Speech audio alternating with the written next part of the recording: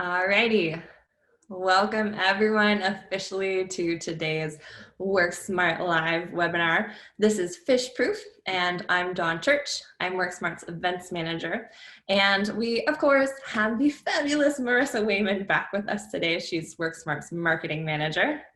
Hello. Hello. I love the waves. I love all the hand gestures that are already starting today.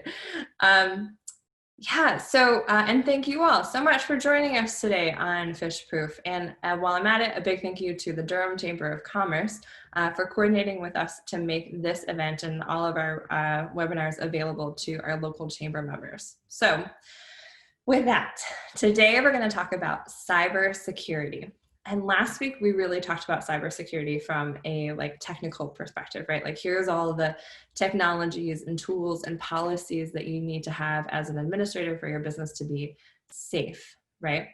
Well, one of the things that we pointed out in that is that we can give you all of these tools and technologies and help you create the perfect policy for you.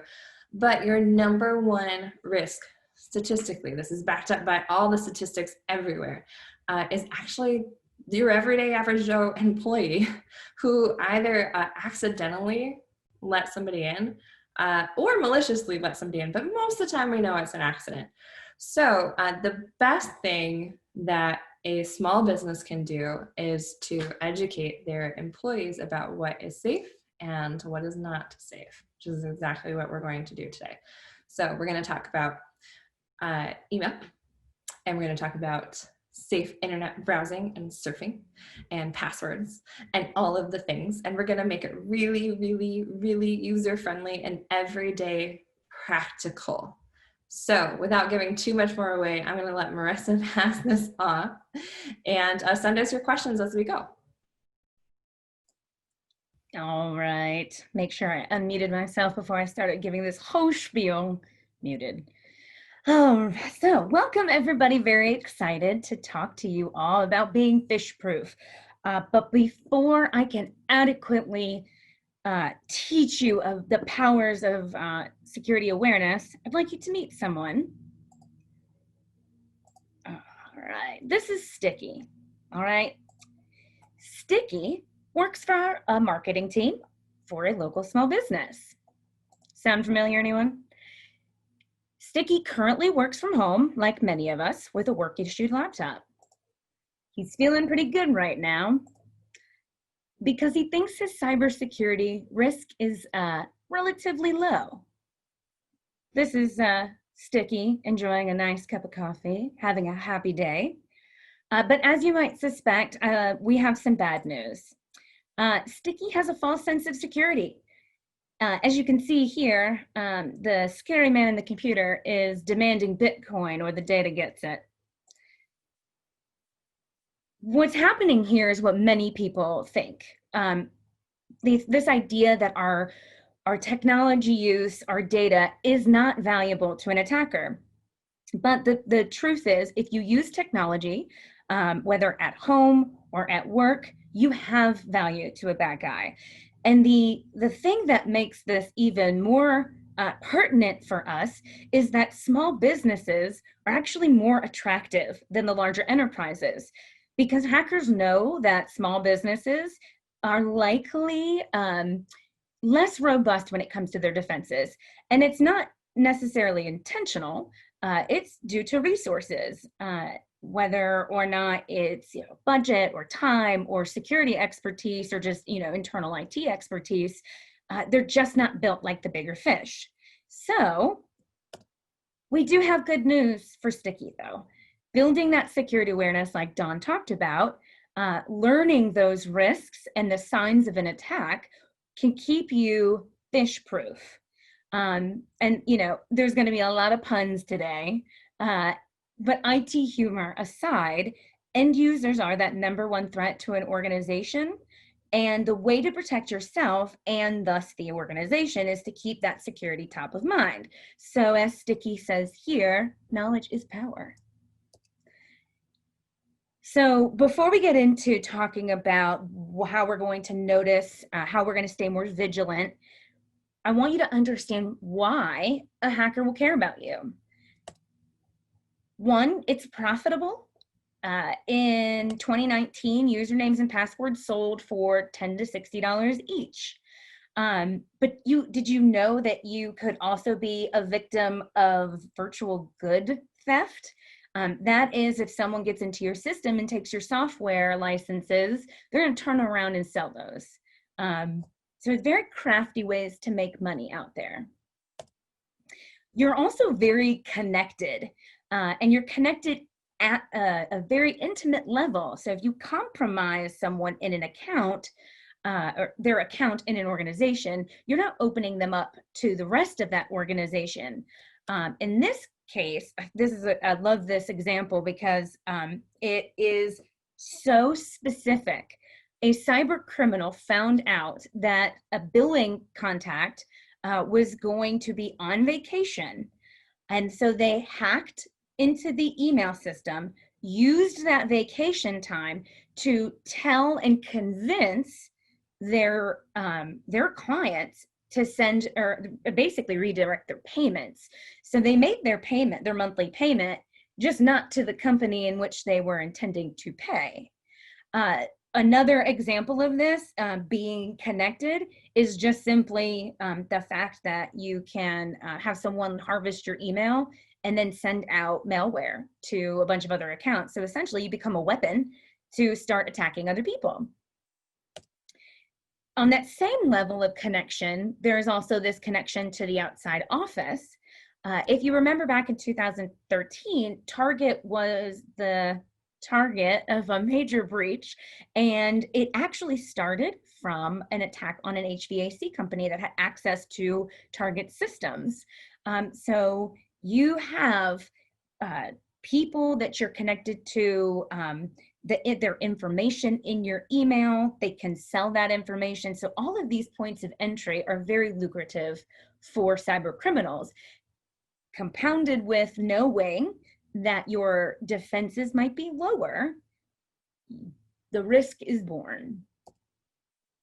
Of course, we don't want you to take the bait. So today we're going to do this cybersecurity workout plan. We're going to train hard. We're going to build up those cybersecurity muscles. As Dawn mentioned, we're going to talk through email security. We're going to talk through the dangers of social media. I like saying that just because I'm also on this. I loved TikTok, and I'm sad that I'm not using TikTok right now, but maybe it'll come back to me soon. Passwords, as if we could talk about security and not reiterate the importance of strong passwords. We've got internet access, internet use, and for some extra credit, we're going to talk about physical security. All right, so let's start with lesson 1 on email security. Email is a primary way that we communicate. In fact, we did like a whole webinar on moving away from email as your primary source of communication because we flooded it. But it makes it a perfect method of attack because everyone's going to be using it. So if I want to crack into someone, why not try it through email? And when it comes to emails, threats typically come across in the form of an attachment or a hyperlink where you're either downloading malicious information to your computer, or you're being redirected to a malicious site where it's intending to steal your information. But then we also have these threats that basically are just asking you for, just outright asking you either for money or some sort of sensitive, secure information that is will be of value to them later in their scheme. And these attacks, they fool you by simply casting a wide net to see if they could get any fish that bites. And you know, when we talk about phishing, it's a very common attack. We've probably all seen one. Their goal is to really trick you. And this stat of 94% of malware being delivered by email really highlights that fact that they want to get anything out to you in a way that is memorable or trustworthy, and then delivering that. But that 94% of malware being delivered by email is a tad scary. And we don't typically want to scare people. We're against the scare tactics. But when it comes to cybersecurity awareness, you'll see that we've peppered in some of these statistics because we think that they are important for us to build that realistic sense of being secure or not. So there's a risk. Let's play a game. I'm going to ask you to take a look at some emails, and I want to get a sense for if you think it's real or if it's fake, because whenever we open an email, the number one thing that you should be doing before you read and respond is to identify whether or not it's legitimate email. If 94% of malware is coming through email, we definitely want to make sure that we're being safe. So here we go. Take a look at this email. And we've got a poll for you. It should be up on your screen right now. And I know we haven't really gone over a lot of stuff yet, but just at first glance, do you think that this is a legitimate email or a fake email? Yes. We'll give you all a minute or so to respond. Is it real or is it fake? Okay, so we got some responses coming in. Marissa, you want to go through and reveal the right answer? I feel like I should be Vanna White here. Absolutely. All right, first place we're gonna look is in the from. This is a common place to identify a red flag. Is it someone you normally communicate with? Is it really out of the ordinary? Do you expect to be receiving emails from the CDC? I know in this context, it's kind of hard to identify with those things, but one thing here I'd also like you to pay attention to is the domain. cdc-health.org is, if I browse to that, it's going to take me to actually an affected website. The CDC's website is not that domain. So that is a common occurrence, whether it's just an outright wrong domain or if it's actually just a misspelled domain. But this is the red flag number one. Red flag number two comes in the subject line. Is this subject something, again, is this something you're expecting? Does something seem off? Would it be normal for the CDC to be sending me a transcript for a telebriefing? Perhaps not. Not in my line of work anyways. Same thing here. This next kind of the body of the email is another common place to give away. Not in this email, but in a lot of emails, you'll get just a body of a graphic, no text. Everything is basically you click on it and it would be a link. That would be a huge red flag. Most people don't send one image with a link. In this case, it's kind of the same red flag where it is this something I would expect? Is there an urgency here? Something that I picked up on this, because this is a real email that came to us. I say a real email, but it is a real scam email. The thing that pointed out in the body that was a little bit of a red flag for me was that the CDC would be sending me not only a telebriefing, but that cases might be around our community. Just seems a little fishy based on what I've been watching in the news lately about communication. So I thought that was a red flag. Another red flag comes from the link. For me, I always hover over the link to find out where it's actually trying to send me, because if you've created a hyperlink before, you have the option to put in the actual link and then you can write the text over it.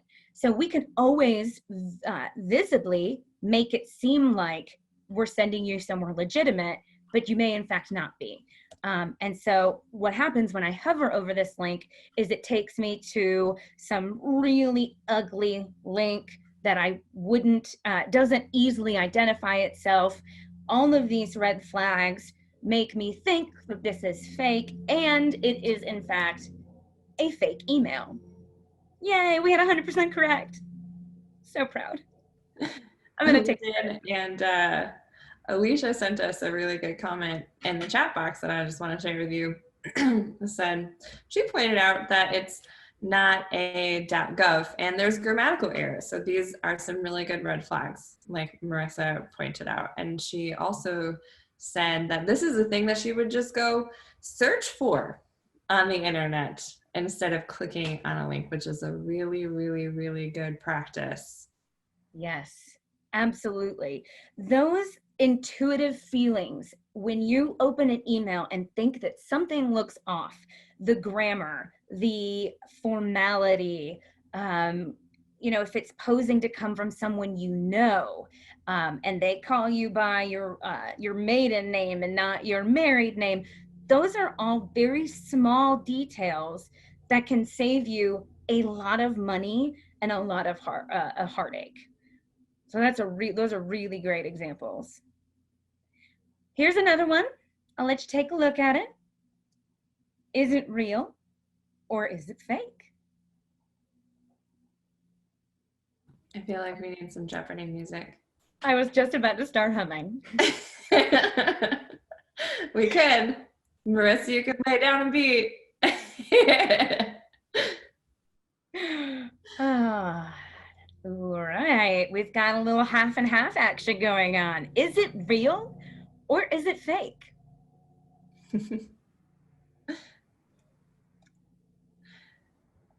All right, Marissa, you wanna walk us through it?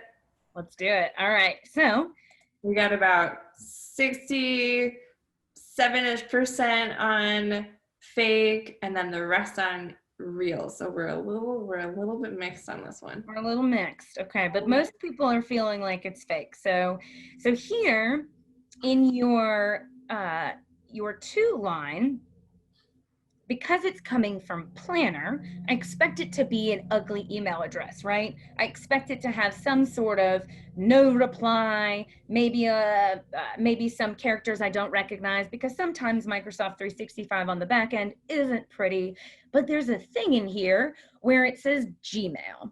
And that, as I work for WorkSmart, we don't have Gmail accounts. So I thought that was a bit odd coming from Microsoft. And then in the body of the email, they're attempting personalization here, but why not my first name? So that was also a red flag. Here, this kind of looks like we had some automation in an attempt to personalize that failed. Could be real, but it's a red flag. The other places, of course, with any link, we're hovering. And as you can see, if you hover over this link, we get a very clear red flag that this does not go anywhere to learn more about what just happened in Microsoft Planner. It says it sends you to a secure payment gateway. So the answer is, this one is fake. It's a good one. Also, a real example of a fake one. Yeah, I think this shows really well how convincing these emails can sometimes look, because a planner email that I'm used to getting, I get these emails all the time that says, I've been assigned a task. Like Marissa and I use Planner fairly regularly, especially when we're doing these webinars, right? So they look very similar. They look very convincing, but there are some clear red flags if you take the time to check them out. Absolutely. They're incredibly similar, but the differences are enough if you know what to look for. All right, we've got another example. This one is a little bit harder to identify. I will go ahead and kind of pad this one. Is the invoice email real or fake? We can't tell a lot of the details because it is blurred out on the where it came from. Well, yes, where it came from, we know who it's to. So just take a look. Let us know what you think. There are no links. Do, do, do, do. That is it. All right. Okay, it's looking like most people are pulling for the fake. Is it a curveball? It's a surprise. All right, Marissa, I think we got most people who have responded. What do you want to give us the rundown? I'll take it away. This email has an attachment. There's an invoice being sent via a Word document. Now, without the context of this email, it can be difficult to identify. You don't see who it's coming from. But this is, in fact, a fake email. This is actually I believe it's called Lockheed. I could be completely botching that up, but it was an actual threat that was being sent via a Word document. And the attachment, when you right click on it, will give you some other information, but also these are going to come from, as you see, it's Dear Support. Again, it's a generalized email. It is not coming, this in fact came from an email address that was unrecognizable. So it was a spoofed email, but this is in fact a fake email. And it was really my illustration. I didn't have a really solid example, but this was my illustration to remind you that attachments can be just as dangerous as a link. When you open an attachment that is infected, if it's appears to be a Word document or a PDF, it can actually download spyware or malware onto your machine. The other thing to remember about attachments is that certain types of attachments should never be sent via email, like an executable.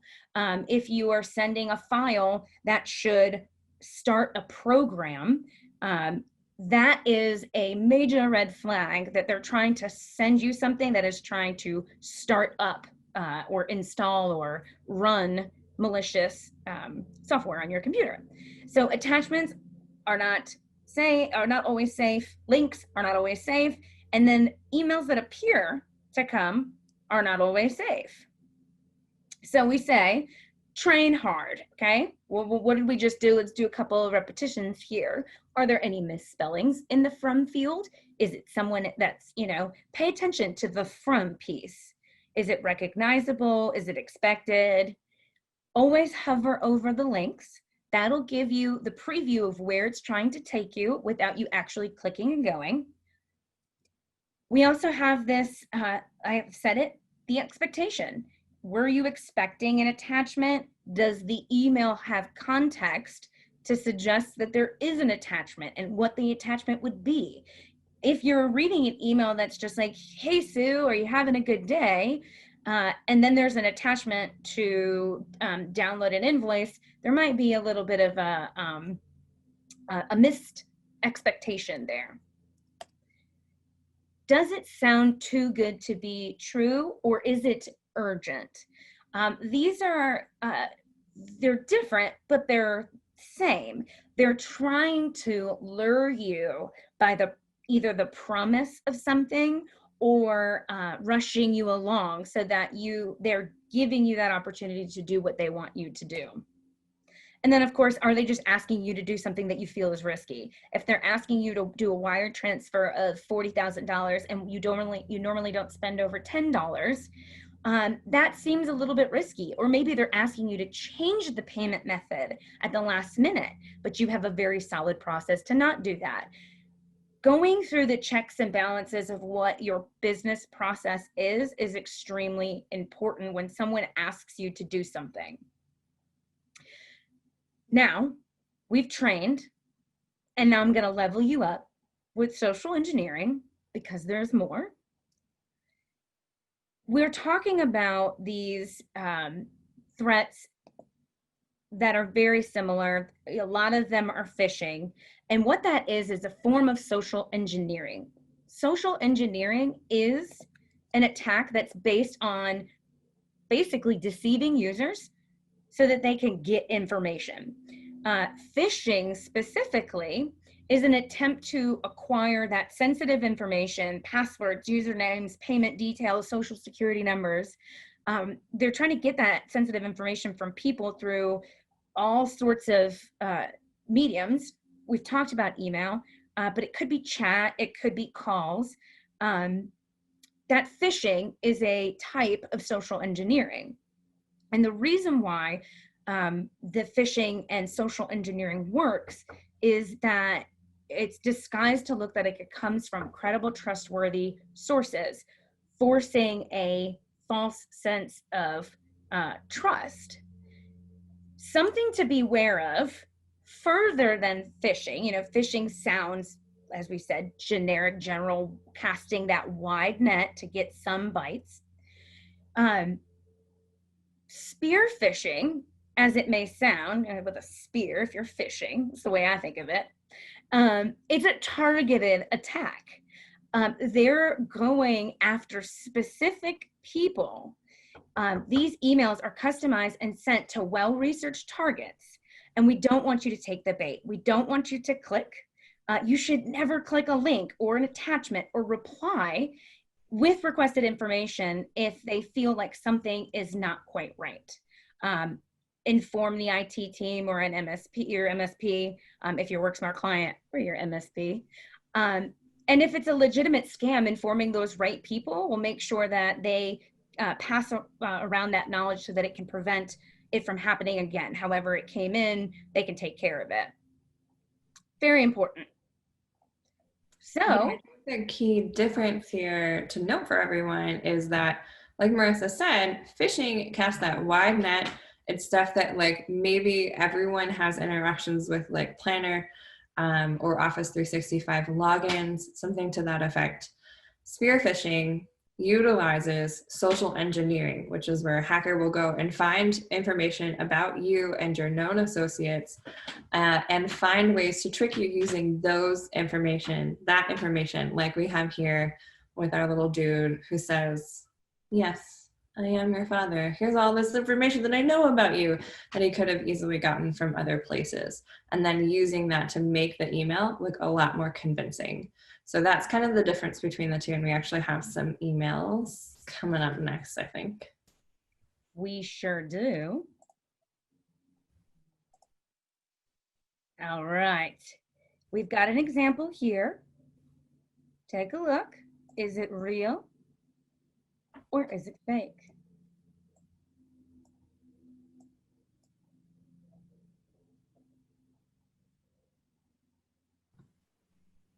If you are unaware, Clay Harris is our COO, my boss, Marissa's boss.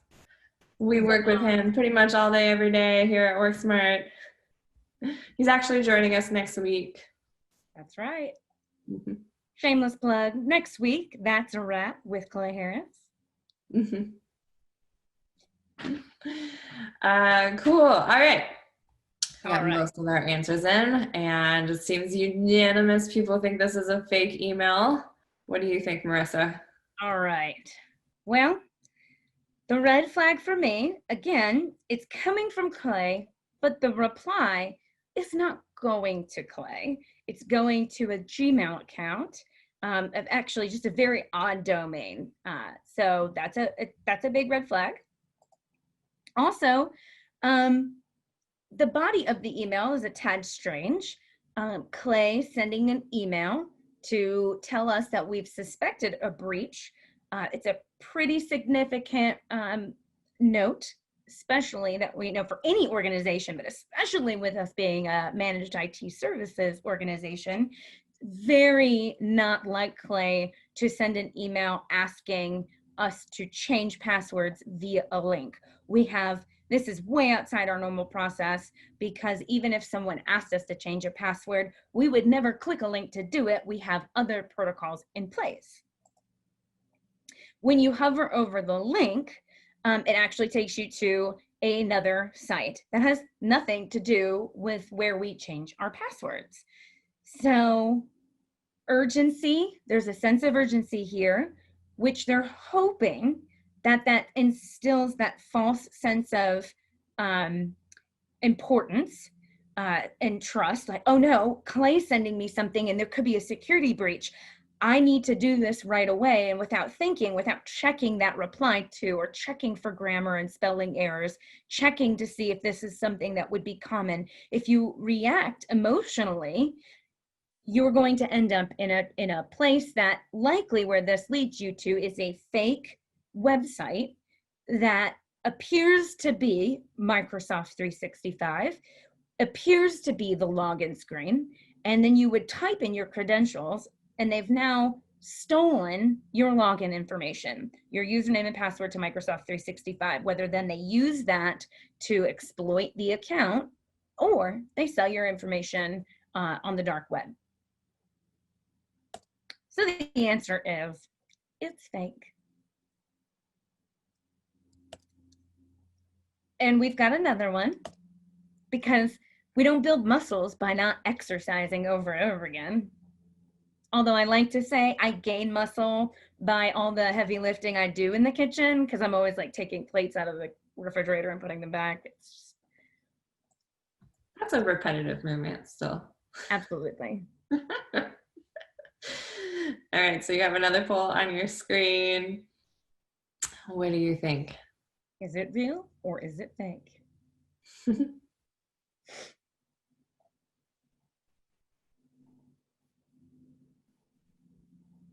All right, I think we got most.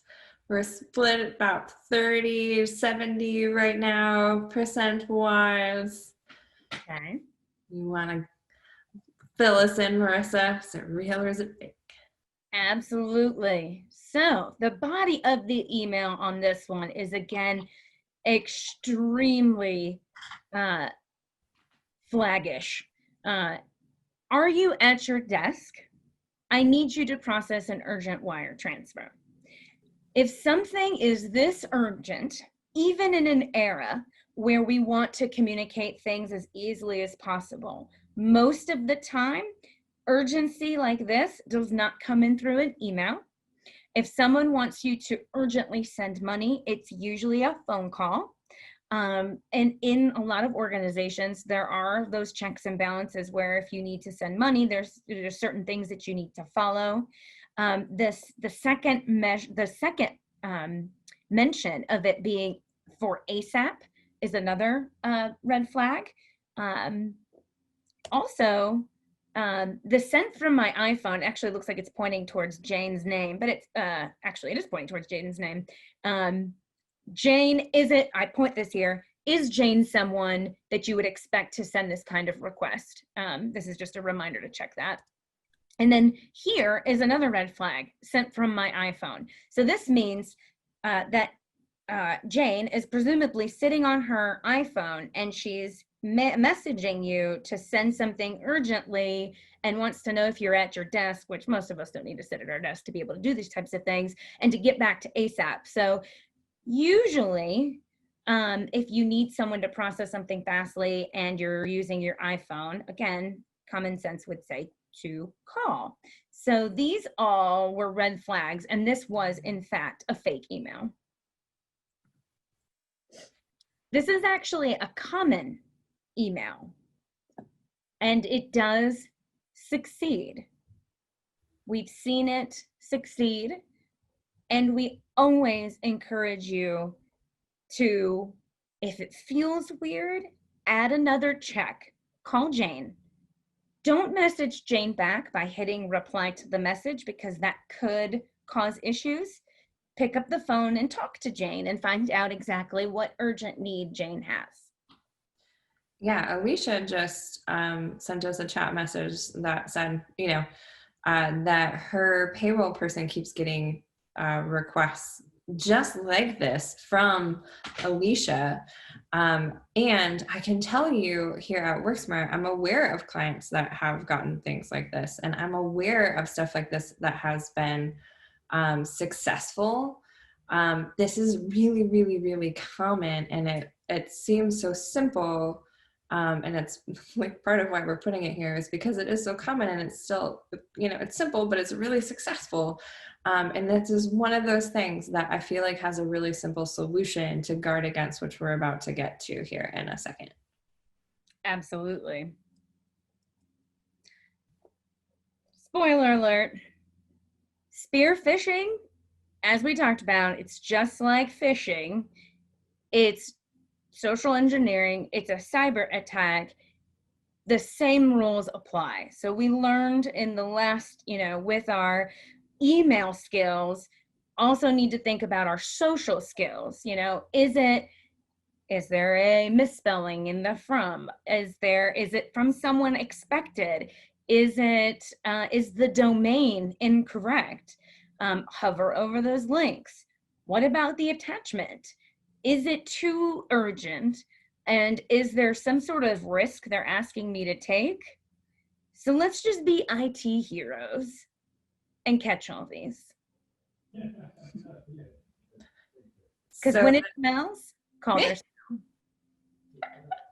I forgot about the anime. I was just gonna say, I was like, I know that this was on here. This is like the thing that I will repeat in my head all the time that I would love for you to take away. It's a really simple way to combat things like what you just saw. When it smells, call their cell. If there's anything in that email that looks a little fishy, smells a little fishy, sounds too good to be true or too urgent, call that person. Just call, find out, ask if it's a real need or a fake need. Most of the time it's probably going to be fake. When we started doing security awareness training a couple years back, one of the first emails we got was that email from Clay that we showed. That was an intentional phished email to gauge our response rate, which is common through a security awareness training program. So if you're enrolled in one with your organization, that may sound familiar to you. And the reason why we do that as an initial part is to highlight how easy it is for even IT professionals to see something like that and to respond, and all of that to tell you that a lot of people found that email smelled, and Clay got a lot of responses, a lot of calls, a lot of chat. So once we started phishing our users, there were a lot of emails going to different people that were like, is this a real email? Is this a real email? It's a side effect of good security hygiene. So I love that. When it smells, call themselves. All right. So we talked about what should you do when you receive an email. I have some tips for you on sending emails. Don't copy too many people. You don't want to accidentally copy the wrong person. You don't want to share sensitive information. This is just really kind of a best practice for privacy and maintaining information, keeping it within your organization. But on that idea of, we've told you to be really skeptical of attachments. Are you expecting the attachment? So if you're sending an attachment, it's good practice to add a note about the attachment, and that way they know what they're expecting. Don't use your personal email. This is a good habit. Your data should stay within your organization's resources. There are security measures put in place. Office 365 or Microsoft 365, for example, has some security settings that are specific to your advanced threat protection. So if it's scanning attachments, it's scanning links, you're going to miss out on that if you're scanning through personal email. Using encryption for sensitive emails. Don't send personal information if you don't encrypt it, because it can be intercepted in transit.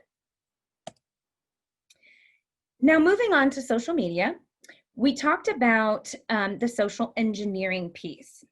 The more information that is readily available to you, it's easier for cyber criminals to then get that information and use it when trying to hack your accounts.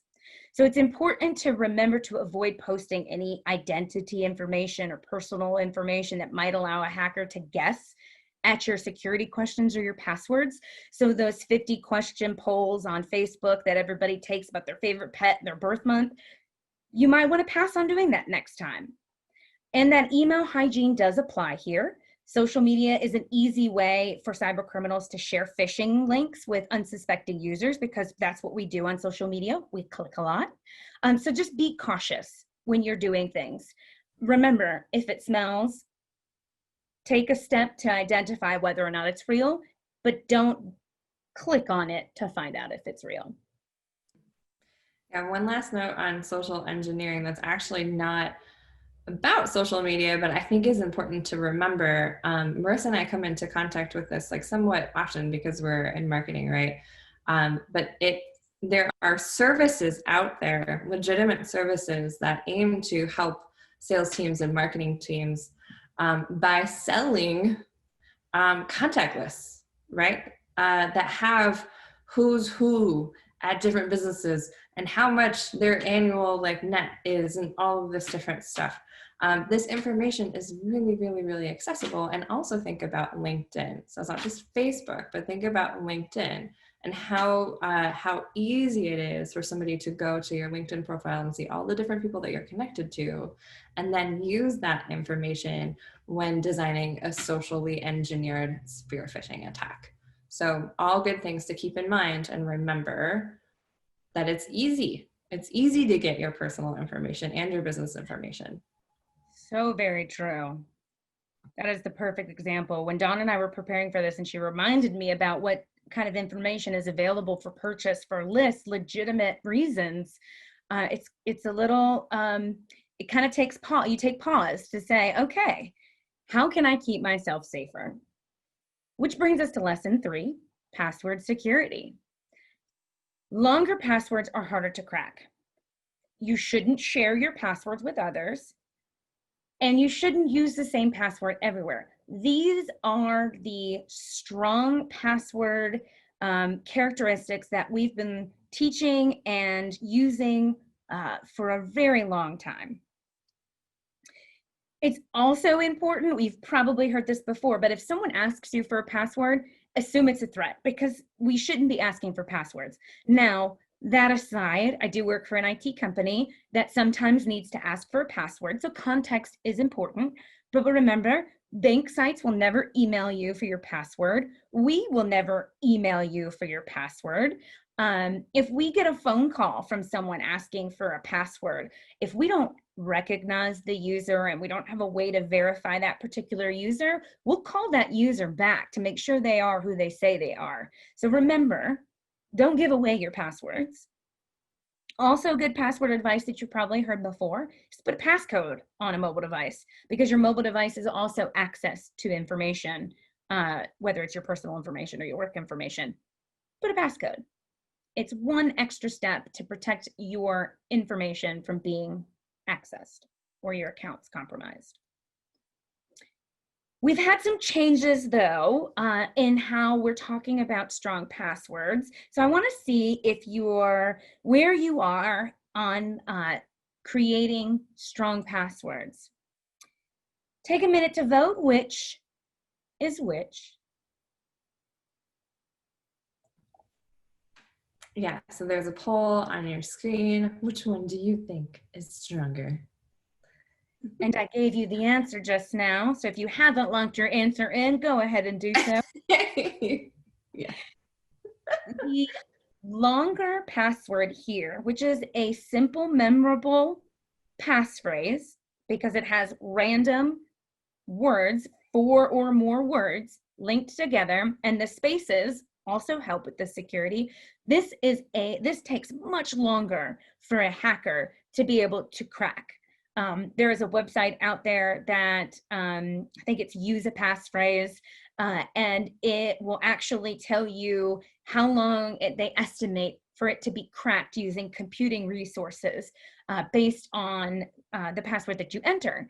And a complex password, as you can see on the left, it has characters, it has a mix of capital and lowercase, it has numbers, and it is at least 7 characters long. It takes approximately 89 days to crack. However, Sister Winter Dog Umbrella takes much longer than 89 days to crack. Now, at first, Sister Winter Dog Umbrella may not be memorable because it is random, but if you say Sister Winter Dog Umbrella a couple times or write it down a couple times, you'll remember Sister Winter Dog Umbrella. So which would you rather remember? Passphrases are just better. They win. Also, when it comes to passwords, if you think your password's been cracked, change it and then report it. Don't give yourself an opportunity to continue to be compromised. And as a bonus, you don't have to remember passwords. A password manager can help you do that. It helps us when we increase the complexity requirements for a password, when we ask you to make it super random, super long, lots of characters, lots of numbers, something you haven't used before, something you're not intending to use in the future, you start to maybe not remember all of the passwords. And to help yourself out, you start leaving yourself notes with the passwords. Those notes are, unless they're password protected, those notes are insecure and lead to more issues when it comes to keeping authentication safe. So always invest in a password manager. If your organization doesn't have one, it's a conversation to have, but it could just be as easy as some reputable product like LastPass. All right, lesson 4, which is internet access. This is a reminder about the network that you connect to when you're not in the office can be vulnerable. So if you're at home, it's important to protect yourself while you're at home. Think about all the devices that might be on your network. We live in the age of the Internet of Things, or IoT. When we were preparing for this, I told Dawn, my mom is so excited about her new oven that connects to the internet. And I'm like, great, you can set your temperature on your walk home so you can start your oven, but so can your neighbor can surf right into your house and get into all your other devices. It's delightful having a daughter who works in the IT profession. One of the things that you can do to protect yourself is to change the standard default passwords that come on the devices that connect to the internet in your home, especially your router. It's also good practice to change that Wi-Fi password, your router password, regularly so that you continue to observe strong high security hygiene when you're at home.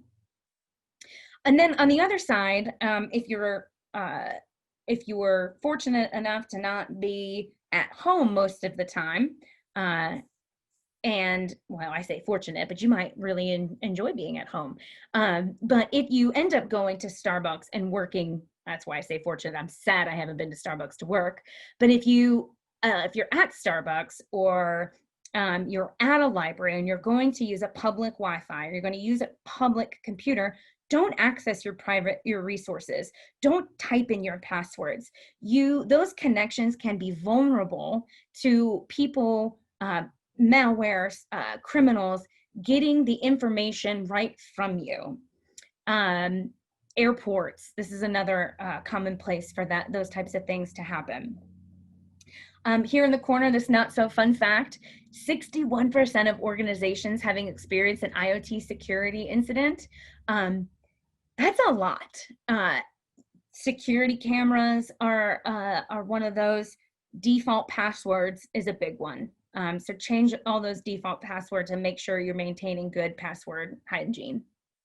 I think my favorite story about this IoT not so fun fact thing was there was an aquarium that their whole everything was hacked. I'm pretty sure it ended up in ransomware. But the way that the hacker got access was one of the people who was caretaking for the octopus installed a IoT thermometer in the tank so that they could monitor the temperature from home and regulate it and make sure that that octopus was okay. Well, they didn't tell their IT team about it, and it was just connected to their to them.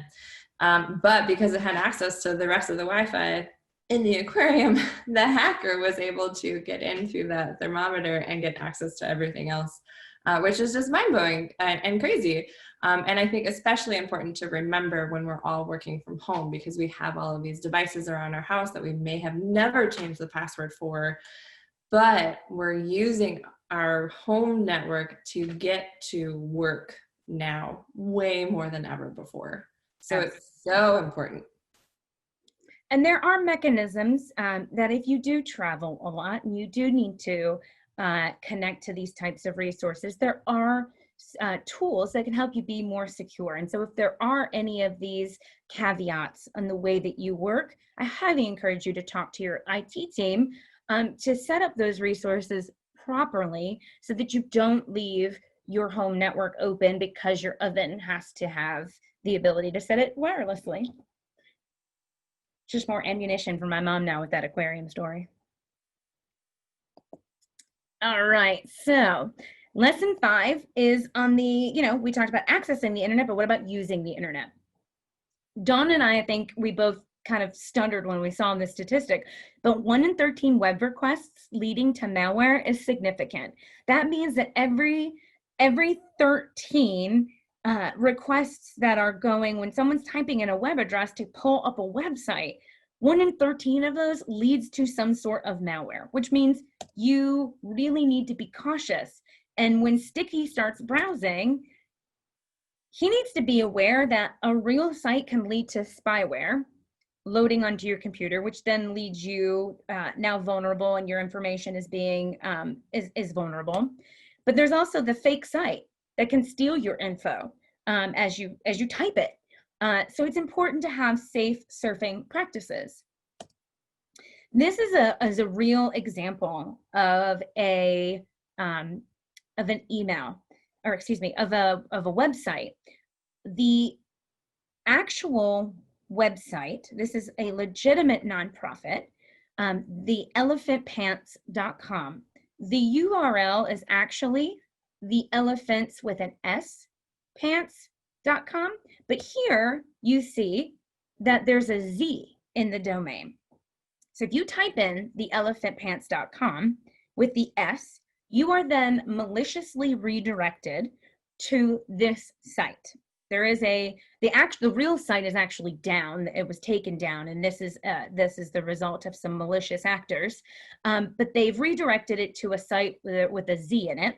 So this is not a legitimate site. Another thing that's happening here is that there are some things on this site that are not working. So here, this USD, this is the currency that I'm looking at. There's a caret next to it, which suggests that there should be a drop down.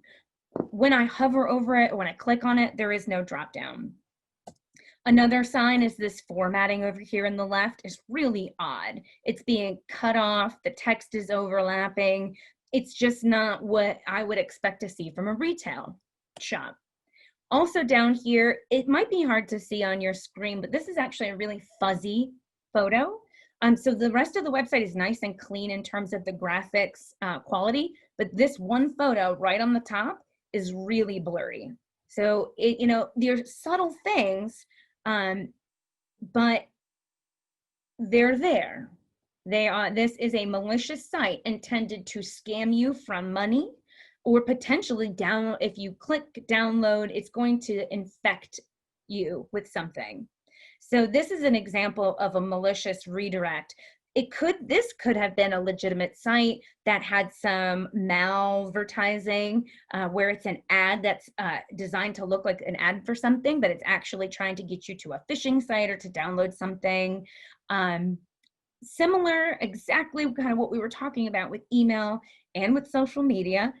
Use those when you're browsing the internet as well. Tips for safe surfing. Okay, that first step is going to be keeping your browser up to date. It makes sure that any potential vulnerabilities in the actual browser itself are plugged. We also have try to limit the number of plugins so that you're not opening yourself up to potential vulnerabilities there. That's the installing additional features into your browser. Always check your URL to make sure that it's spelled correctly or that it's actually going to what you typed in, because in this case, if you typed in the elephantpants.com, you didn't notice the redirect, you still think you were at elephantpants.com.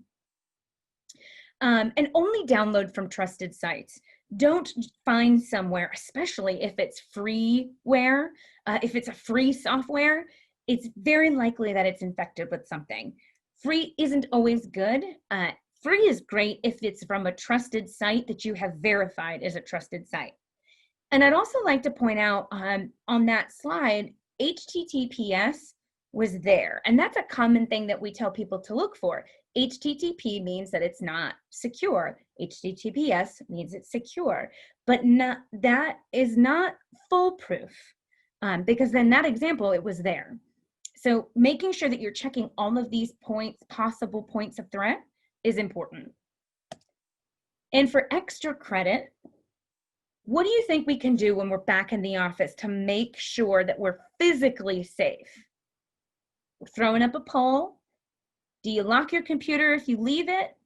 Do you clear out your desk throughout the day to make sure you don't have any sticky notes or notebooks laying around, maybe with passwords on it? Well, not, because you're using a password manager. Properly discarding of paper documents, whether it needs to be shredded or stored in a file cabinet.